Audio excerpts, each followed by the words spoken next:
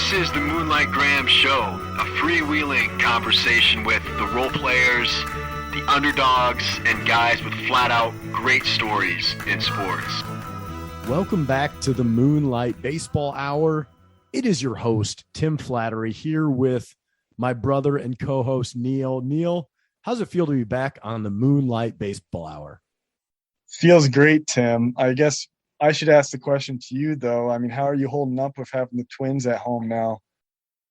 It's kind of amazing. I don't know if the Minnesota Twins have won since the Flattery Twins have been in the world. Actually, I think the Twins are 1-4 in the last 5 days since the Flattery Twins have entered the world. So that's the only downside right now is the Minnesota Twins haven't been winning, but the Flattery Twins have blessed our home. They brought so much life and love into the house that I could not be doing any better. Once again, tip of the cap to the MVP, the real MVP, Torey Flattery. Torey was incredible, but yeah, I'm doing great. And you know what? It's even better to be back on the Moonlight Baseball Hour, the potential award-winning series here on the Moonlight Graham Show. So the three topics we're going to be talking about today. Number one, the controversy / story that's kind of swept Major League Baseball over the last 5 days, which is Tommy Pham punching / slapping Joc Pederson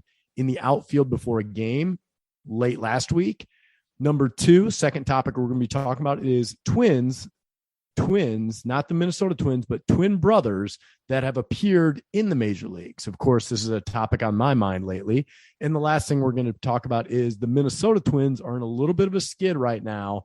Byron Buxton, our favorite player, is in a lot of bit of a skid right now. And we got to get to the bottom of this. So first of all, Neil, let's talk Tommy Pham and Joc Pederson. This is one of those things where for years I've been saying, we need more fights in baseball. We need more brawls in baseball. And if it has to come via fantasy football, then that so be it. But this has been awesome. This has been my favorite story of the year so far. Yeah, I agree, Tim. And I agree with you wholeheartedly, too, about we need more fights. We don't necessarily, in my opinion, we don't necessarily need more fights. We just need more, like, emotion in the game. And this wasn't really in the game. It was like, an hour and a half before the game during like batting practice when they're just like mingling around the outfield. But I just thought, it's fun to just have a topic that people are actually talking about baseball on like the national, it's like a national story that they're talking about. My only wish was that we could have had an emotional argument over something that a little bit more important than like a waiver wire move regarding like Joc Pederson's fantasy team that like didn't go over well with Tommy Pham. Like, I don't know what I'm missing here with the story, but it just seems like the most ridiculous thing for someone to get worked up about, especially a major league player. Well, the other side of that though is it is nice to have a baseball controversy have nothing to do with the game of baseball. Right. Like every other sport, football, basketball, like a lot of the drama is created off the court from guys chirping at each other on Instagram or unfollowing each other on social media.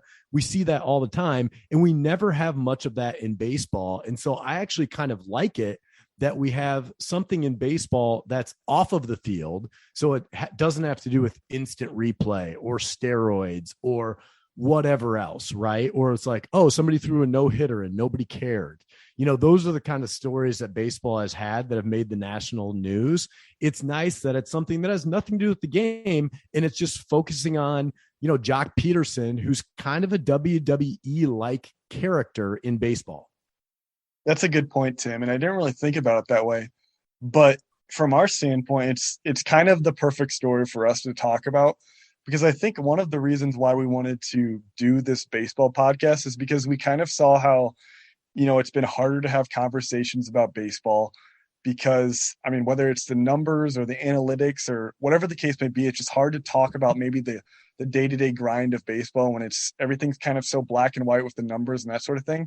But on the flip side of that, you play 162 games. These players are like, there's so much baseball out there and they're in our lives for so like 6 months out of the year that there's got to be stories like this that aren't being told. So it's fun to have, an off the field story like this that people are actually talking about. And there's probably more out there that need to be unearthed, but we don't have video evidence of someone getting slapped in the outfield to talk about it about. How about Joc Pederson too, taking like a heel turn? I've already mentioned he's like a WWE character, but he made it to the major leagues. He was like a phenom, made it to the major leagues at 19 years old. He was clean cut, all-American kid. You remember him when he was like 19 or 20 at the home run derby, and he won the crowd that night at the home run derby. And you thought, oh man, this guy might be, the next Ken Griffey Jr. type of guy. Now, his career didn't exactly pan out because, frankly, he doesn't make enough contact. And he was that guy by his mid-20s with the Dodgers. So he was like the fourth outfielder. And you thought maybe this guy doesn't even make it to 30 years old in the major leagues. Then all of a sudden, he turns into, like I said, like a WWE-like character where he's got bleach blonde, long-haired mullet. He's, hitting huge bombs last year for the Braves. He's got the big chain that he's rocking, and he's just like this unabashed, cocky dude now, right? That we didn't really see maybe the first 4 or 5 years of his career, and he's just not going to apologize for it. But at the same time, it seems like that persona has played well on the field, where all of a sudden he is a guy that people want in the clubhouse because he's bringing a swagger and arrogance, a vibe to the team that teams that have playoff contention or playoff aspirations, they want that guy in the clubhouse now. And he's not afraid of the big moment, and he's done there. He's won a couple of rings now. And so I think this turn by Joc Pederson is interesting, and also makes some of the stuff Tommy Pham is saying, somewhat believable, Neil.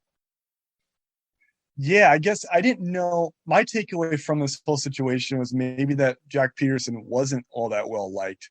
And that was one of the reasons why Tommy Pham, hit him, was that, he thought that maybe, people don't like Joc Pederson. He had this coming, he's cocky and all this stuff. And, in this fantasy football situation was just kind of like, he took it one step too far and then he just overreacted to it.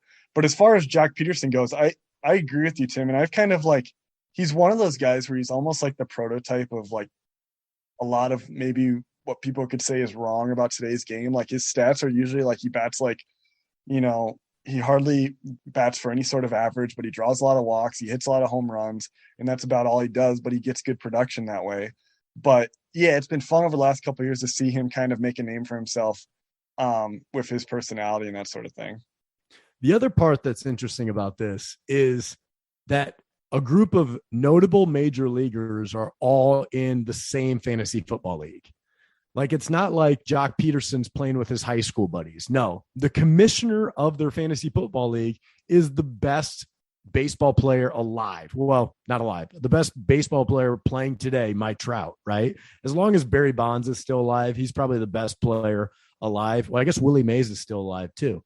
But anyway, Mike Trout is the commissioner of this league. And that's what really has given this story legs, because now all of a sudden you have Mike Trout being interviewed about the Tommy Pham, Joc Pederson altercation.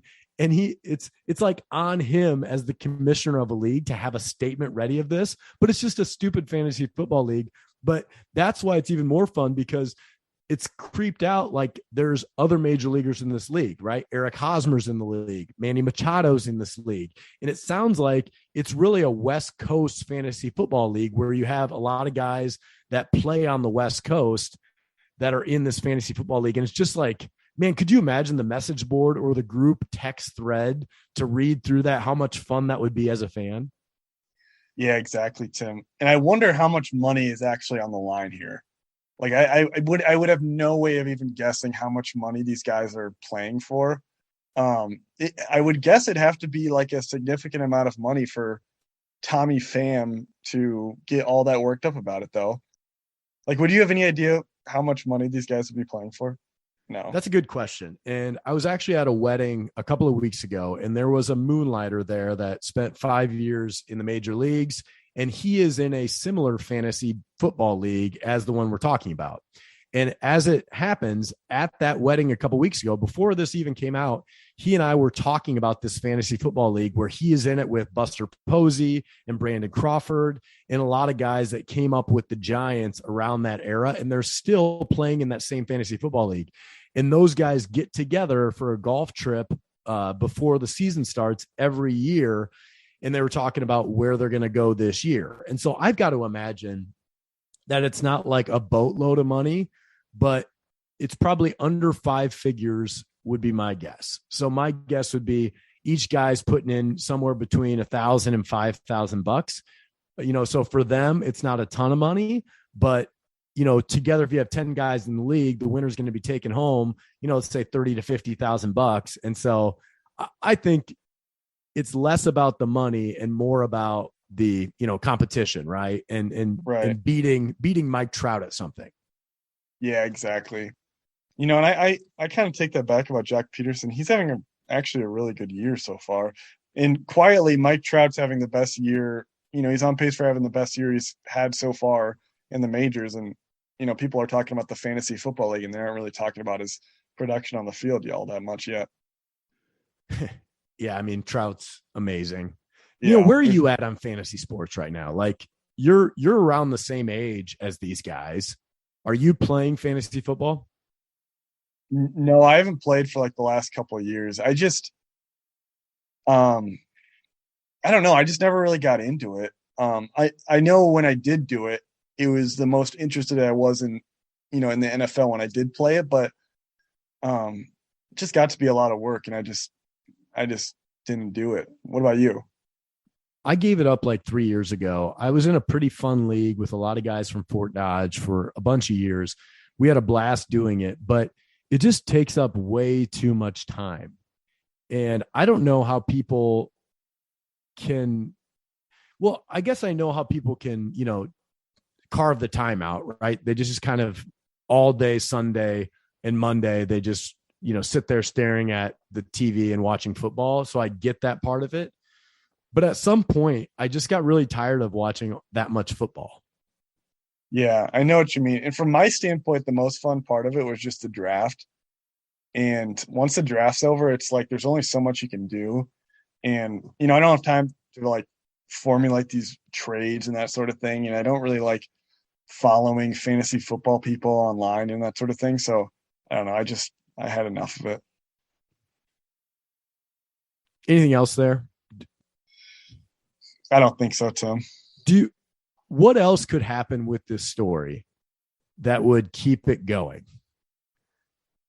Or go ahead. Well, I almost feel like there's another piece of it that we're missing. Maybe there's something with Joc Pederson that is going to come out, or maybe it's nothing in particular. It's just that Joc Pederson's kind of annoying. I don't know.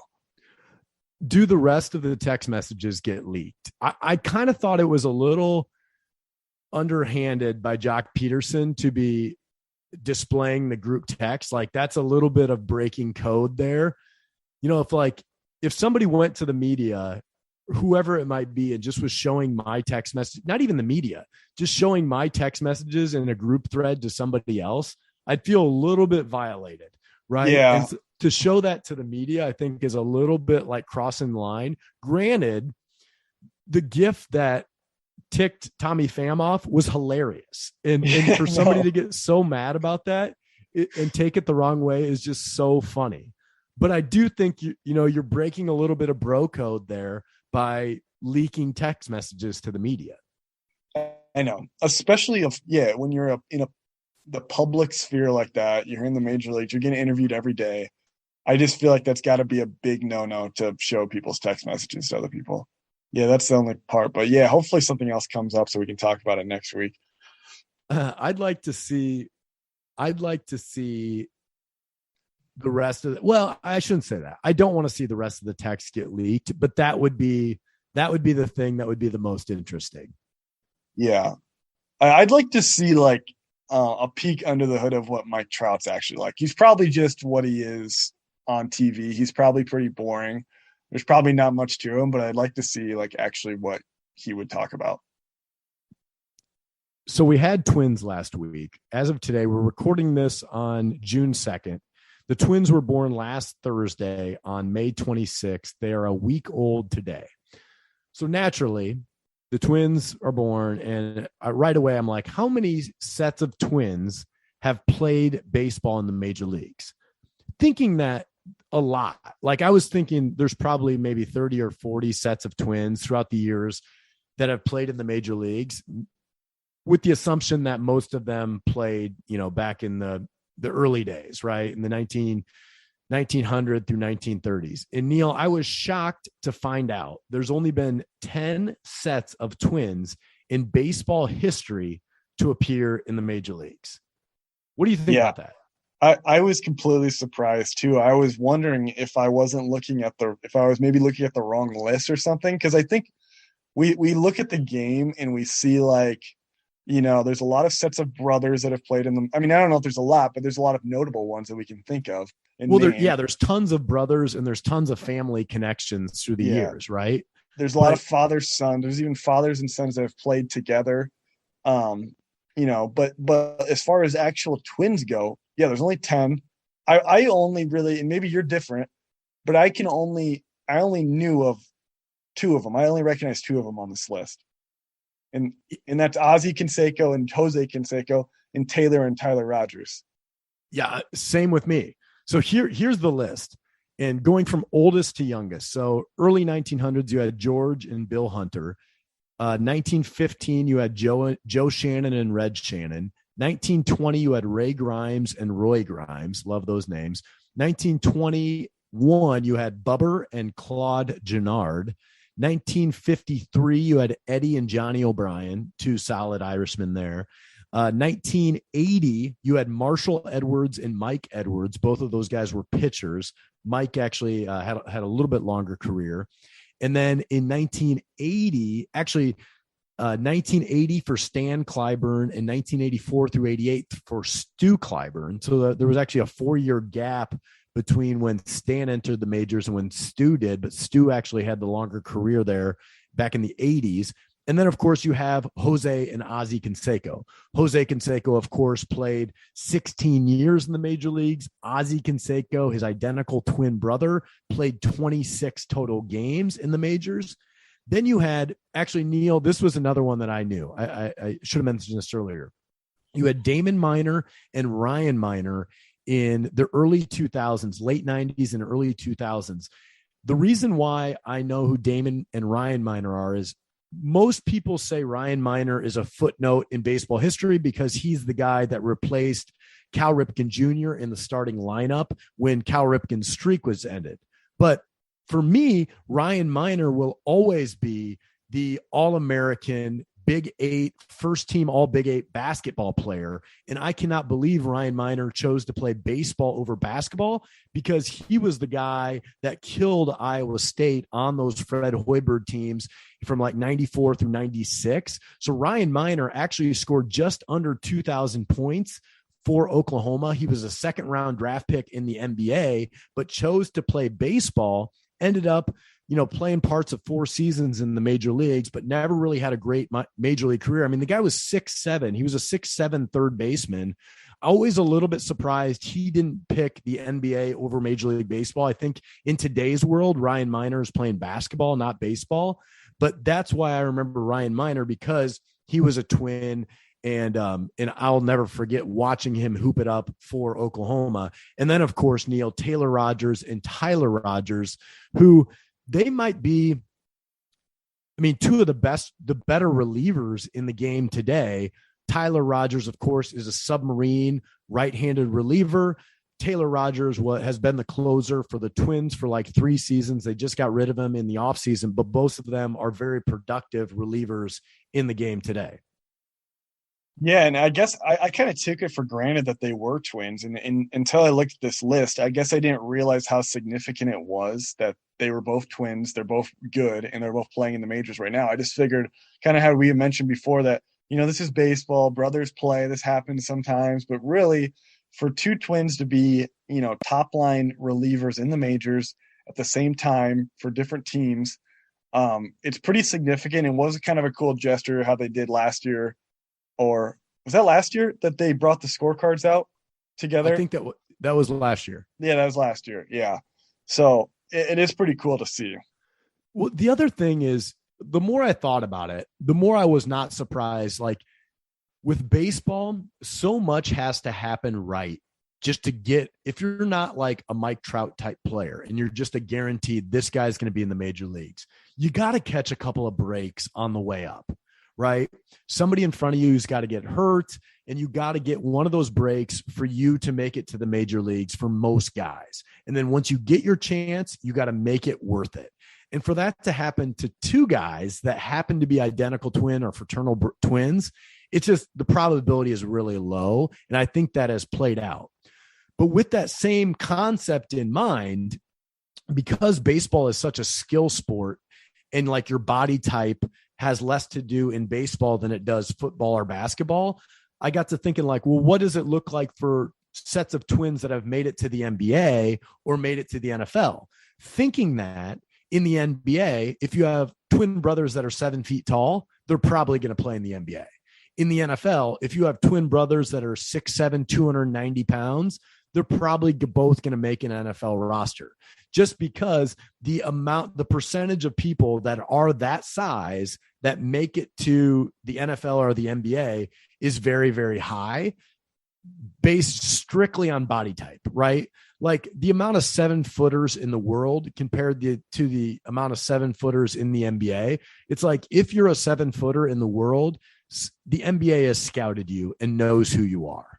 If you are a 6'3" right-handed pitcher, no matter where you're at in the world, nobody knows who you are. Do you understand where I'm going with that? Yeah, exactly, Tim. That's a good point. I mean, you look at the NBA now, and I know this is a baseball podcast, not a basketball podcast, but you got the Morris brothers, you got Robin and Brooke Lopez. Are there any more twins in the NBA right now? Yes, actually there are. So going along that line of thinking, I'm actually surprised there haven't been more twins in the NBA throughout the years. So here's what you have in the NBA. You only have 10 sets of twins that have ever made the NBA as well, just like baseball. So here's the NBA list. Back in the 60s and 70s, you had Dick and Tom, just great. Dick and Tom Van Arsdale. And then you had to wait until the late 80s, where you had probably the best set of twins ever, Horace Grant and Harvey Grant. Then you had Charles Thomas and Carl Thomas in the early 90s. Then here's one of my points is you had Jason Collins and Jerron Collins, which were both those guys were like 7'1", played college basketball at Stanford. So of course those guys were going to spend a long time in the NBA, because that was the era where every NBA team had multiple 7-footers. Then you had Joey Graham and Stephen Graham. Both those guys played at Oklahoma State from 2005 to 2011. You had the Lopez twins, who are both still playing today. Marcus Morris and Markeith Morris that are still playing. Travis Ware and David Ware. Aaron Harrison, Andrew Harrison. So the Wares played at UCLA. The Harrison twins played at Kentucky. And then Caleb Martin and Cody Martin, who are in the NBA today. Honestly, I've never heard of either of those guys. But over the last 10 years, you have had 5 sets of twins in the NBA: the Lopez twins, the Morris twins, the Ware twins, the Harrison twins, and the Martin twins. So out of the 10 sets of twins to ever play in the NBA, half of them have come in the last 10 years, which I think is really, really interesting. And I think it speaks to the body type specialization that is in the NBA now more than ever before, where the NBA now knows exactly, if you have this body type, you are going to get a chance to play in the NBA. And the Murray twins, they're going to be the next one. They'll be the 11th set of twins ever. Yeah, that's interesting, Tim. And I have to imagine it's specifically basketball that I would expect there to be more twins in basketball than anywhere else. Although NFL, I can think of some notable NFL players who are twins too, like the McCourty twins, the Barber twins, Rondé and Tiki Barber. Barber, yeah.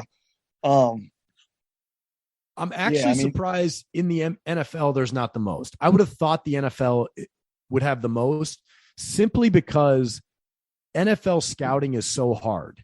And so if you know somebody is a twin and then you like that guy, why wouldn't you just draft the brother, especially if they're identical? And that's true. Yeah, and the rosters are so much bigger too. You would think you would just, hey, this guy's a really good athlete. We'll just draft the brothers too. I mean, that's kind of like what happened to the Gronkowski brothers too. It's like, well, we'll just draft all the Gronkowski brothers because Rob was such a good athlete. Yeah. So here are the sets of twins, and I know I'm going off base. I'm just really interested in this. Sets of twins to play in the NFL. There's only 7. So Rich and Ron Saul, that must have been back in the day. Then you had Marquise and Mike Pouncey. Both of those guys were centers, right? And all pro centers. That kind of sticks to my point. If you like one of them, then go after the other. They're essentially the same guy. Then you have Raleigh and Reggie McKenzie. Don't know who those guys are. Devin and Jason McCourty. Both of those guys were great defensive backs. And then you have Shaquem Griffin and Shaquille Griffin. Both those guys play at UCF. And they won a national championship there for UCF. And they're like, outside linebackers. Then you had Brian and Brandon Dixon, Rondé and Tiki Barber. And that's it. And I'm a little bit surprised that we haven't seen more of that in football. Yeah, that's true, Tim. There's only 7. Hopefully Andrew and James will be the next set for, one of these sports. Yeah. I guess, yeah. Do we have anything more to add there other than just being surprised that there hasn't been more? The football one, now that you mentioned the football one, that really surprises me. Because you would think with all the sets of twins, I think it just goes to show that, like, you have to be a lot of things have to go right for you to play professional sports, no matter who you are. Right. I guess I take it back. There's one more set. It's the Hollister twins, Jacob Hollister, and I can't remember the other one. But Bill Belichick at one point had 2 sets of twins on his roster. And so it's like Bill Belichick and I are thinking along the same lines, right? Yeah, that's true, Tim. You and Belichick think a lot alike. It's just another thing that Bill and I have in common. Yeah, exactly. So Andrew and James, they might be the 11th or 12th set of twins to make the major leagues. If they make the major leagues, they'll have to do it as like knuckleballers, though. First set of brother knuckleballers since the Necros, but they'll be the only set of twin knuckleballers. Okay, yeah, the Necro brothers, they're just brothers. They're just regular brothers. They're just regular brothers. Yep, that happens sometimes. I think my dream would be for my sons at some point to pair up with another set of twins in a 4x4. Yeah, that'd be awesome. Like a relay race where it's just there's only like 3 sets of DNA on the track, but there's 4 runners. Like between identical twins and then my sons who are fraternal. Yeah, well, back in the day, we used to have the 4x Flattery in 2009. Me, Patrick, Joey, and Jonathan. 4x8 a couple times, but that was maybe the closest we've gotten. How many times did you have the 4x Flattery? Like how many times? We probably we took that for granted, right? At least 2 or 3 times. I know it happened 2 times because I remember the coach saying, "Well, we got the 4x Flattery again this week." I mean, so I know we ran it at least twice. Man, that would have been fun. That's fun. All right, Buxton. There was a time earlier this week where Buxton's batting average went below 200. It's like at 201 right now, I think.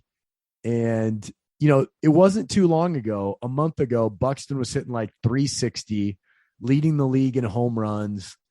I was tweeting that Byron Buxton is the greatest baseball player on planet Earth on like a daily basis.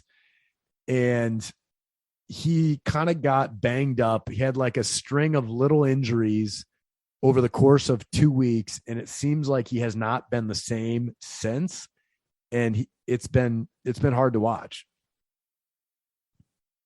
Yeah, no. And I just get frustrated with kind of like the discussion around Buxton. It's like, when there's that quote that came out a couple weeks ago, or maybe it was more than a couple weeks ago now, but it basically, Buxton said he was trying to play 100 games this season. And I understand, that might be the right game plan. for the Twins, to rest him, give him a few days off here and there so that, he can make sure that he's healthy when he is playing.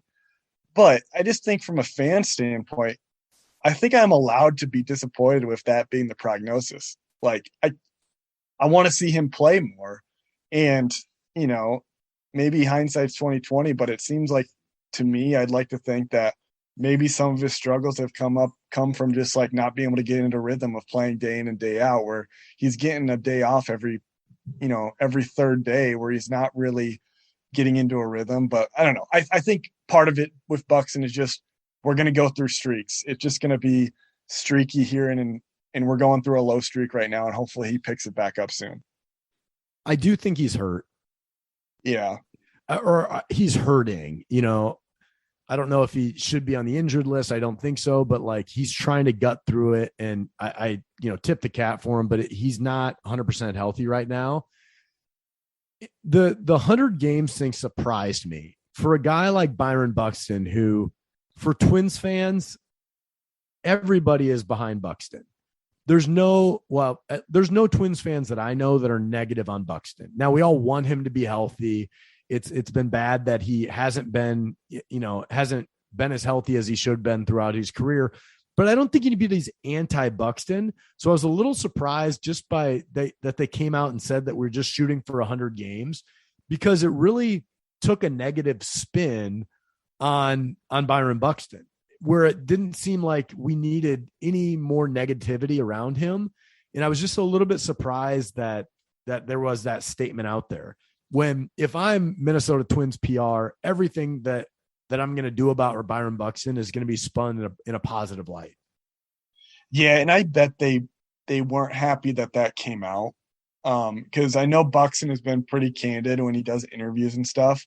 So I'm assuming that, they didn't want them, that for be the game plan. I mean, from my standpoint, I'm looking at it and I'm like, okay, so if everything goes perfectly right, we can get Buxton for not even 2/3 of the total games this season. And that's with, if everything goes to plan. I mean, hopefully, he comes back. I don't even know. I don't know what his defensive stats look like this year, but I don't think he's been the same guy quite like we saw the last couple of years on defense. He's made some great plays and that sort of thing. But I think maybe there has been some conversation between the front office and Buxton on, like, let's not go after all these balls at the warning track. And like I said, that's probably the smart thing to do. But at the same time, it's like, I do feel like you're almost taking away a little bit of what makes Buxton great when you're telling him to not go 110% in center field all the time. Like I said, there's only a couple instances where I can point to where I've noticed that, but I have noticed that that's been a little bit of a change from prior years. Well, part of that, I wonder if it's change in positioning. So the best center fielders play shallow. It's because they can get to the ball over their shoulders, right? And they can run down everything in the gap. The slower you are, the deeper you have to play, right? And so Buxton wants to take away all those little dinkers, and we see him coming in on balls and diving and making plays all the time on plays that nobody else would get to. Part of it is because he's playing more shallow. The other side of that is for balls that are hit to the warning track, he's got to go so much farther to get to them. So for some guys that are camping out under those balls, Buxton had to run 20 yards farther than those guys because he's playing shallow. So what happens is Buxton's hitting the wall at a much, much faster speed than anybody else. Number one, because he's faster. Number two, because he's reached a peak velocity that other guys don't have the time to get to because of where they play on the field. And so I wonder if part of what maybe you're looking at is maybe they've changed his positioning a little bit. I'd like to see some of those metrics and some of those advanced defensive stats, because my guess would be that we're seeing Buxton play a little bit deeper so he doesn't have to go as hard into the wall. But it's funny that Royce Lewis, our number one pick, they call him back up to the majors last week. They put him in center field. And of course, he has a Byron Buxton-like injury going into the wall within the first 5 innings of the game. Yeah, I know. That was too bad. the thing about Buxton though, and like I said, no one is negative on Buxton. I am still positive on Buxton. I'm still through the moon on him. I mean, you look at his stats too. His batting average isn't there, but he's still putting up good offensive numbers when you take the whole body of work into question. And so he still has time to turn it around. Hopefully, these nagging injuries start to heal up a little bit. I don't know, but I do think I want to see Buxton play more. That's what it comes down to. And I think it's okay for me as a fan to be a little bit disappointed that they're not, it's not the goal for him to play most of the games this season. Twins are 4.5 games up right now. I think we got to be thanking our lucky stars because they haven't played all that well as a team. They've had streaky guys at certain points. You've had Kepler come on. You've had Buxton, carry the team early on. The pitching's been way better than we thought. So I just hope that this team can continue to click and we can get all the guys going at the right time. Luis Ariz has been great, but I feel really good about being 4.5 games up right now. Yeah, I do too, Tim. And I think we just got to stay positive. It's only June too. We're 4.5 games up. Buxton's going to be fine. Royce Lewis has looked great when he's been up too. And Larnach's been good too. So there's a lot of positives. So I just want to stay positive. Neil, stay positive. It's going to be great. Everything's going to be great. Okay. Well, that's Moonlight Baseball Hour. Special thanks to the People's Company, our sponsor, right? Andrew Zomer, Maddie Adams over at peoplescompany.com. Special thanks to the Moonlight Graham Show team, of course, Neil, our other brother, Andy. He's somewhere out there in the world right now. And then you got Brian Sandvig, who's the best in the business behind the scenes, the trusted co-host, Tommy Griffin, and Brendan Gargano, who everybody knows. Nobody does artwork quite like Brendan Gargano. I don't know when the last time Brendan's listened to a Moonlight Graham Show episode, though. So to Brendan, I'm not sure Brendan still realizes we're posting episodes. He does the artwork every week, but I'm not sure he realizes that this is a real active podcast. Has he ever listened to an episode, or maybe the Alone one was the only one he listened to? Yeah, I would put the over/under on number of episodes Brendan's listened to under 20. So under 10% of the episodes that we've done. He's definitely never listened to a Moonlight Baseball Hour episode, so he'll never hear this. Yeah, that's true, Tim. All right. Have a great week, Moonlighters. It's Moonlight Graham, yeah. It's a pretty good program, broadcasting to the heartland.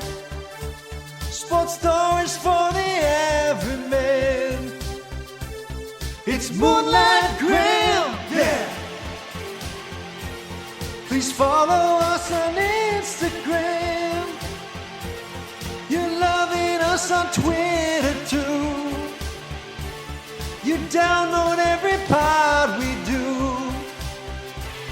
It's Moonlight Graham.